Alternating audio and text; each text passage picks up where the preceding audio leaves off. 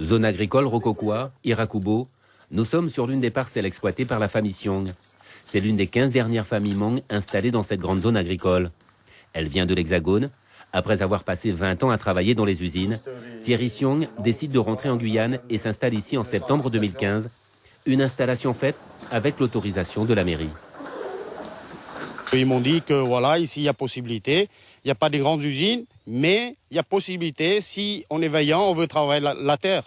Donc on est venu tout simplement parce que les enfants grandissent et il n'y a pas de travail, on cherche du travail. En moins de 2 ans, la famille a investi plus de 60 000 € pour la construction des maisons, l'achat de moteurs, d'outils, de moyens de transport et pour le défrichage des terres. En plus de cette parcelle de 5 hectares, la famille Siong exploite une autre parcelle à l'intérieur de la zone. Tous les jours, il faut donc parcourir 8 km avant d'atteindre la deuxième parcelle de 15 hectares, dont 8 sont déjà mises en valeur. Seulement voilà, c'est l'incertitude pour cette famille. Comme d'autres, elle subit la pression des autorités. On est en train de travailler. Bon, il y a des gens l'UNEF ou de la police municipale qui viennent nous voir, me disent arrêtez les gars. Voilà, on a un arrêté de préfecture qui disent arrêter de travailler. Donc voilà, nous on est embêtés par ça. Donc voilà, c'est très difficile quoi. Fixé par le SAR, le schéma d'aménagement régional, dans la zone de Rokokoa, plusieurs projets cohabitent. Le développement de l'agriculture, avec les professionnels, les pluriactifs et les particuliers, la zone de droit d'usage collectif pour les populations et l'agroforestier, avec le projet de l'usine de biomasse, où près de 80 millions d'euros seront investis dans la commune. La question qui se pose, tous ces projets sont-ils compatibles? Les agriculteurs ne seront-ils pas lésés?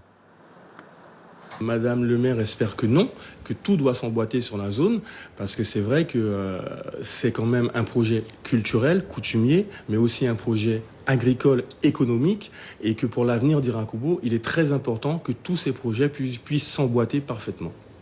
Malgré cette incertitude qui pèse au quotidien, la famille Siong continue de travailler. Car au-delà des difficultés avec les autorités, ce qui compte, c'est participer au développement du secteur agricole et assurer un avenir pour les enfants. Quand mon père ne sera pas là, je serai là à sa place en train de travailler. Au lieu de toucher le RSA ou pour l'emploi, rester à la maison, toucher l'argent, je préfère venir là, travailler un petit peu, travailler, planter, récolter, nettoyer, que rester à la maison, bras croisés et regarder la télé. Réunis en collectif, dans la zone Rokokoa, une quarantaine de familles seraient toujours dans l'incertitude. Pourtant, tous ont des dossiers en attente et en souffrance à France Domaine.